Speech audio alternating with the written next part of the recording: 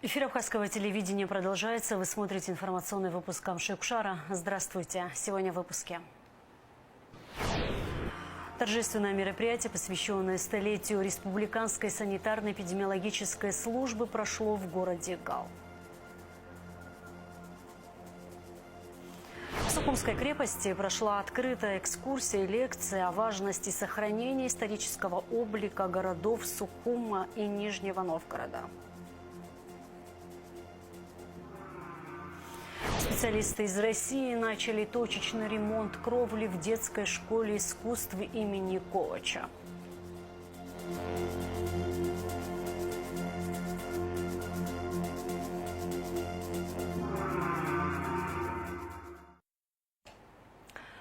Бадрагунба направил поздравительный адрес президентам Республики Никарагуа Хосе Даниэлю Ортеге Сааведри Росарио Мурильо по случаю празднования Дня независимости. Абхазия высоко ценит дружественные отношения с Никарагуа и придает большое значение дальнейшему укреплению сотрудничества между нашими странами. Мы уверены, что наше взаимодействие в духе уважения и взаимной поддержки будет последовательно развиваться во благо наших народов, отмечается в поздравлении. Вопросы сотрудничества в области общественно-патриотического воспитания молодежи, обмена опытом, поддержки ветеранов обсудил вице-президент Беслан Бигвава с заместителем начальника департамента общественно-патриотических проектов Управления президента России по общественным проектам Павлом Рыжинским и федеральным представителем Ассоциации ветеранов СВО Александром Урюпиным. В ходе пребывания в Абхазии Павел Рыжинский и Александр Урюпин намерены посетить районы Абхазии, возложить цветы к памятникам защитникам Абхазии и встретиться с представителями ветеранских организаций. Республиканской санитарно-эпидемиологической службы исполнилось 100 лет. В честь знаменательной даты в городе Гал прошло праздничное мероприятие, в котором приняли представители руководства страны и района. СЭС Абхазии была создана в 1925 году. В разные годы ее специалисты боролись с малярией, туберкулезом, кишечными инфекциями, а в новейшее время сыграли ключевую роль в противодействии пандемии COVID-19. Сегодня служба объединяет эпидемиологов, микробиологов, вирусологов и других специалистов. Репортаж Шазины Ханагуа. Вековой юбилей санитарно-эпидемиологической службы Абхазии отметили в восточной части республики, в Гале. Место выбрано не случайно. Именно здесь в прошлом веке в частном доме появился первый санитарный пункт в самом Самурзахане. Торжество началось с трогательной церемонии возложения цветов.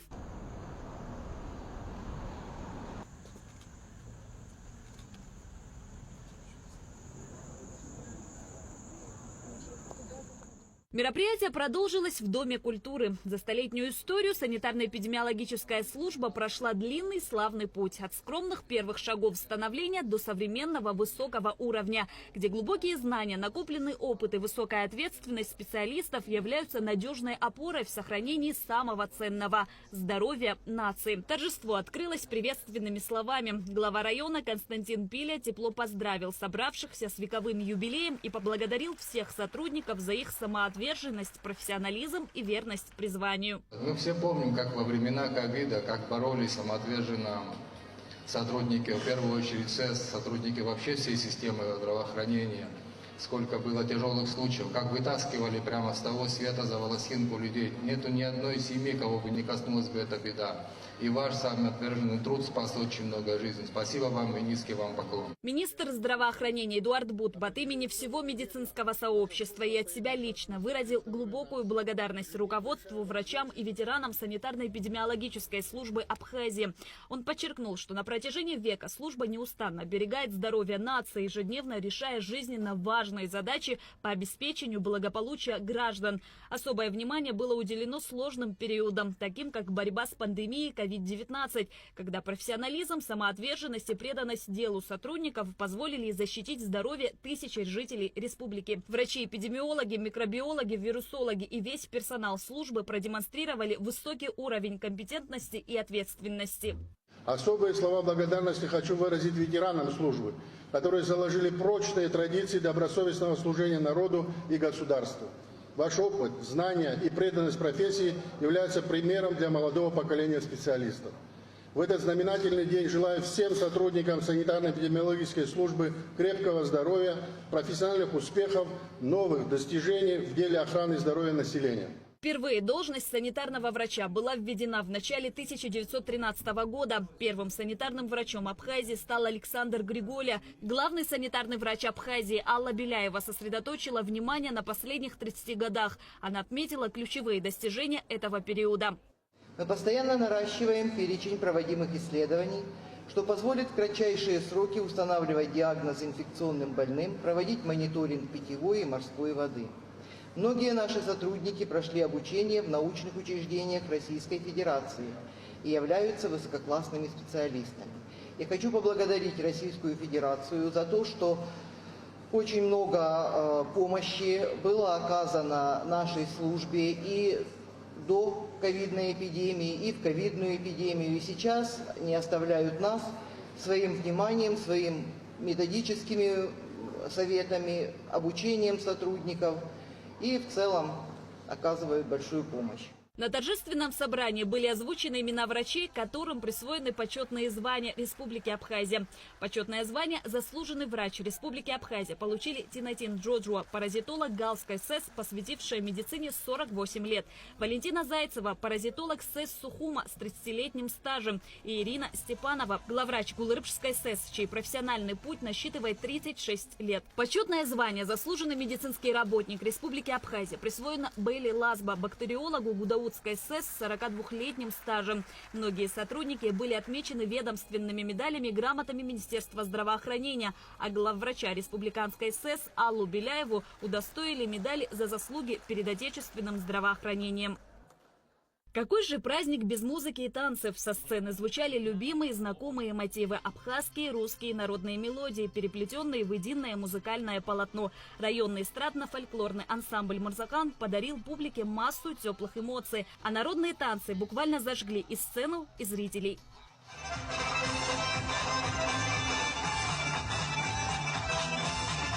Шазина Ханагуа, Камила Джопуа, Абхазское телевидение. По окончании парламентских каникул депутаты приступили к своей работе. 15 сентября состоялось еженедельное рабочее совещание депутатов, которое провел спикер Лаша Ашуба. Депутаты обсудили планы ближайшей деятельности, в том числе вопросы, связанные с рассмотрением отдельных законопроектов на предстоящих заседаниях осенней сессии. В ходе совместных учений «Запад-2025» российские и белорусские военные впервые систематизировали накопленный опыт использования беспилотника, заявил министр обороны Беларуси Виктор Хренин. Интервью с ним опубликовано в телеграм-канале военного ведомства. Мы впервые смогли систематизировать и отработать вопросы применения и противодействия беспилотным летательным аппаратам, сказал министр. Также, по его словам, удалось в систему проведения данного учения спланировать вопросы применения оружия более мощного или могущественного поражения. Вениамин Кондратьев победил на выборах губернатора Краснодарского края. Действующий глава региона набрал 83,17% голосов. Кондратьев занимает эту должность с 2015 года. Соперниками действующего губернатора выступали Александр Сафронов, КПРФ, Иван Тутушкин, ЛДПР и Денис Хмелевской, «Справедливая Россия за правду». Директор НИИ экспериментальной патологии и терапии Академии наук Абхазии, доктор медицинских наук, профессор Зураб Микваби отмечает 75-летний юбилей. Юбиляр является кавалером ордена Леона, ордена Ахисапша третьей степени и заслуженным врачом Абхазии. Среди тех, кто поздравил Зураба Ясоновича, была Гундашова. Директор научно-исследовательского института экспериментальной патологии и терапии Академии наук Абхазии Зураб Микваби отмечает свое 75-летие, находясь на рабочем посту. Его жизнь – пример преданного служения медицинской науке. Он внес существенный вклад в развитие этой области. особенно в изучении современных методов лечения огнестрельных ранений костей и суставов. Эта тема стала основой его докторской диссертации, успешно защищенной в 2013 году. Коллектив родного института, который он возглавляет с 2009 года, коллеги, ученики, собравшиеся в кабинете юбиляра, пожелали ему крепкого здоровья, долголетия, новых научных открытий и дальнейших успехов в развитии медицинской науки Абхазии.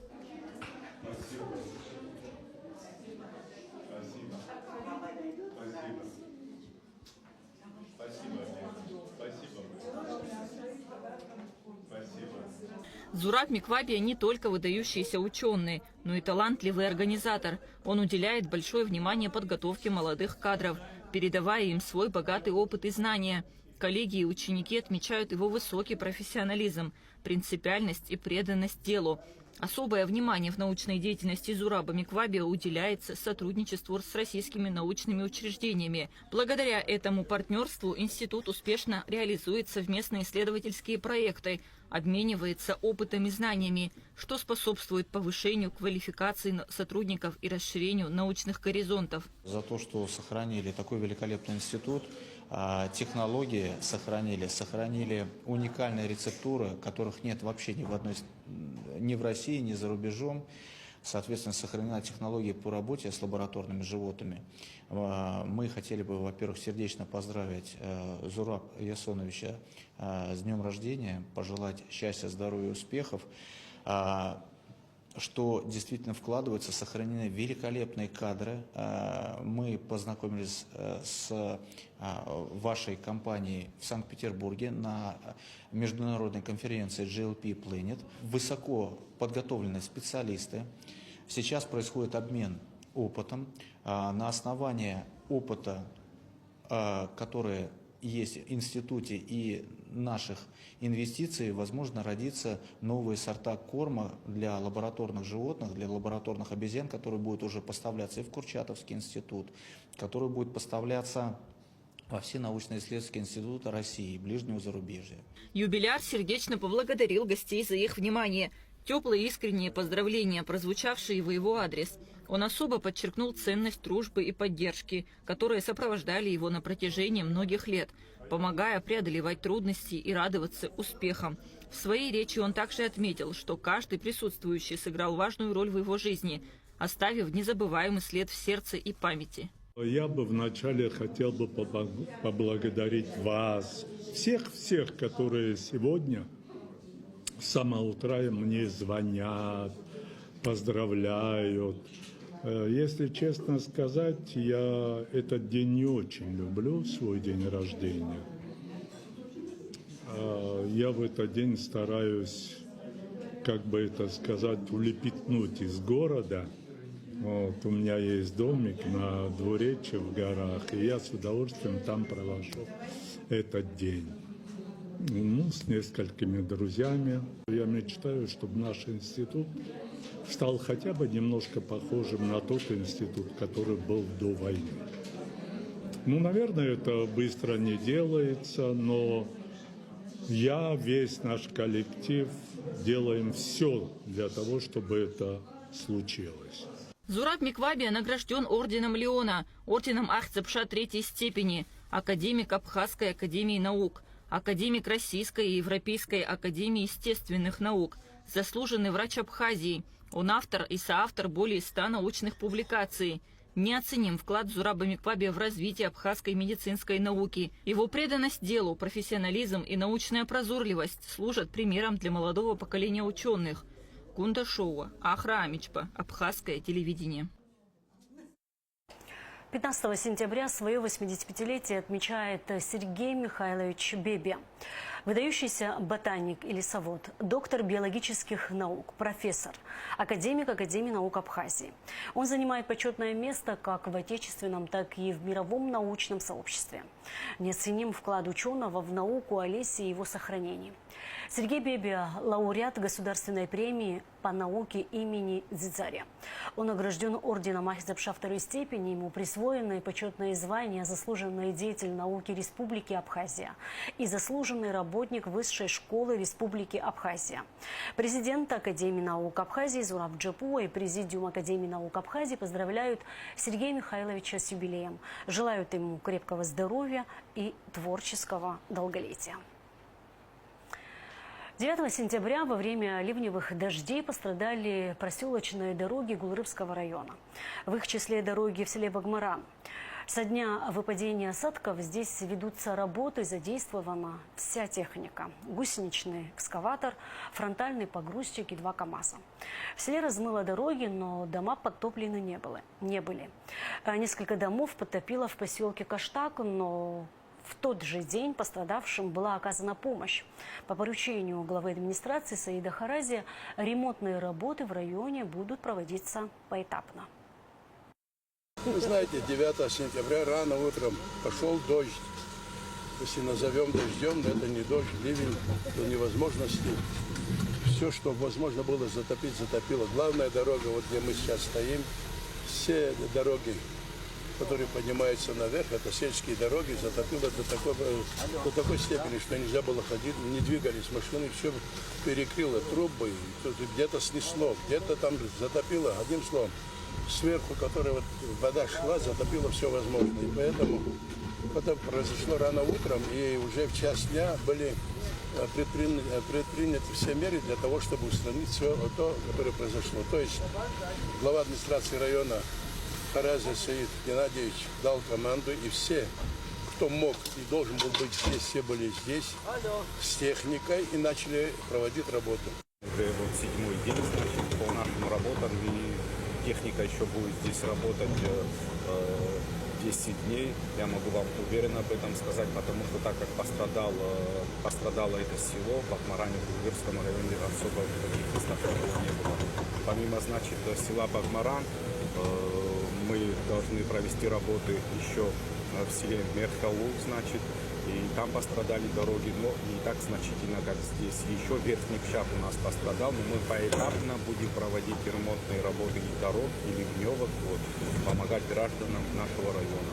Здесь вымыло дороги, есть такие местности высокогорные, откуда, где живут люди, заезда практически не было.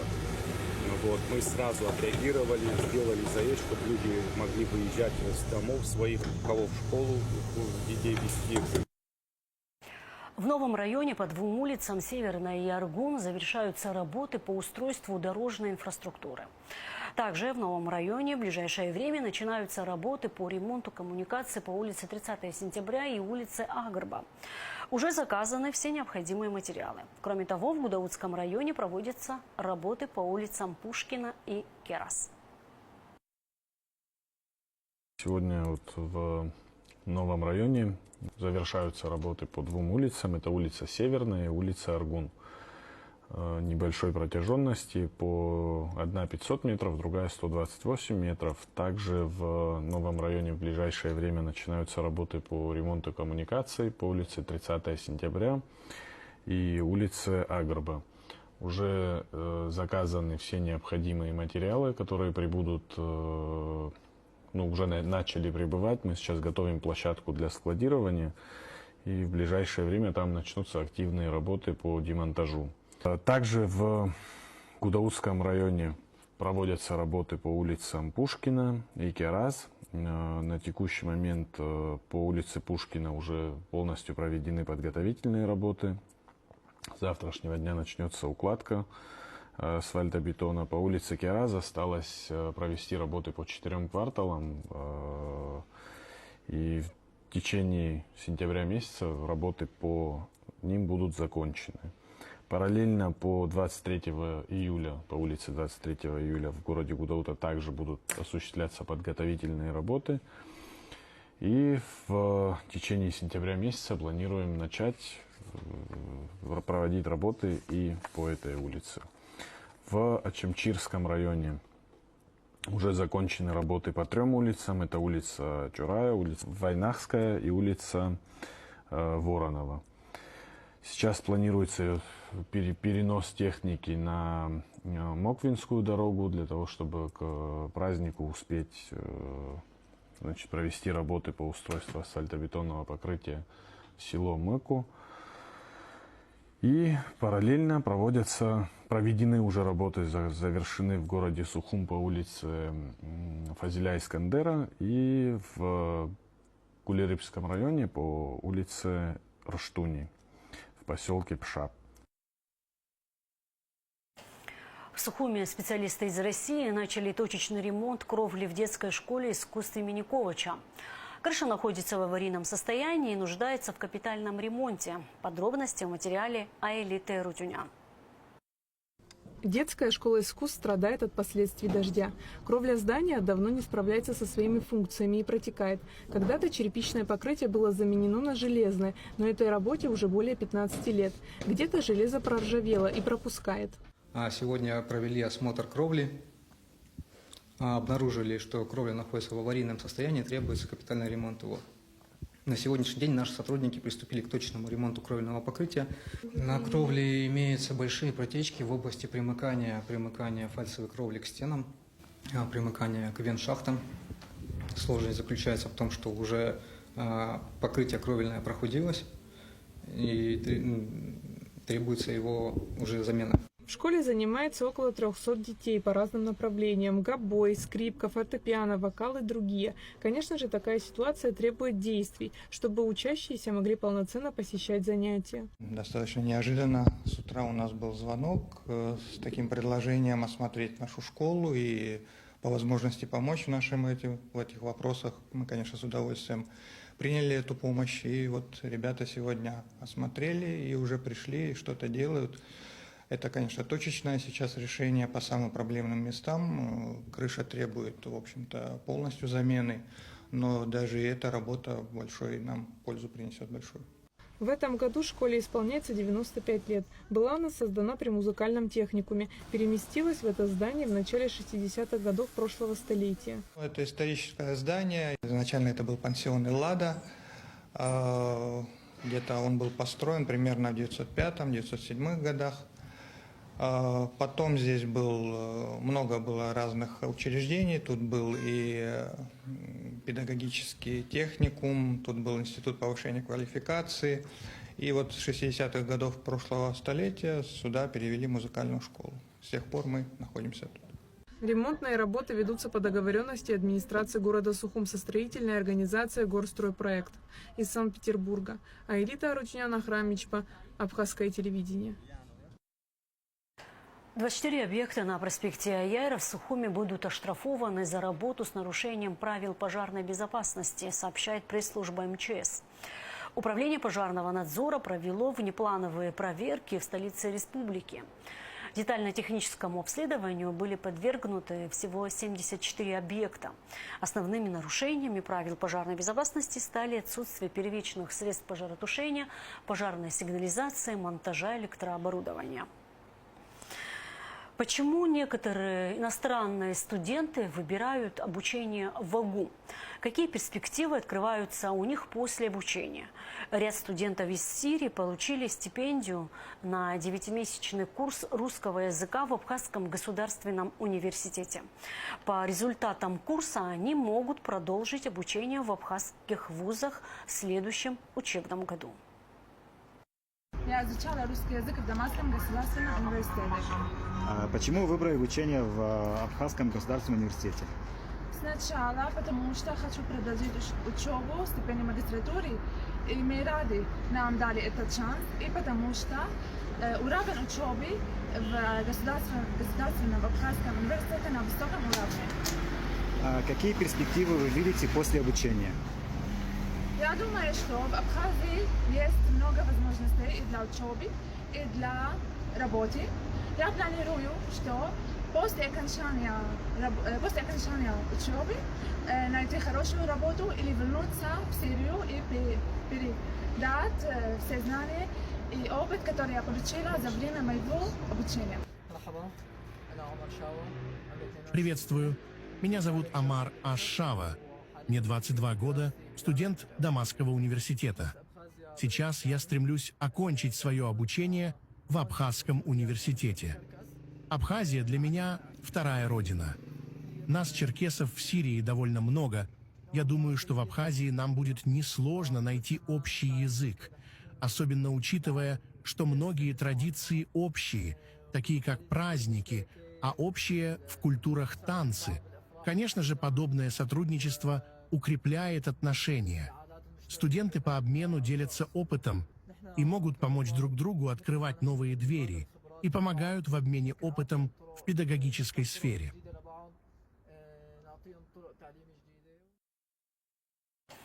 Пространство дружбы Сухум Нижний Новгород. Под таким названием в Сухумской крепости прошла открытая экскурсия и лекция о важности сохранения исторического облика городов. Мероприятие было организовано в рамках международного экопроекта по развитию побратимских связей. Анна Лачхинджери расскажет детали.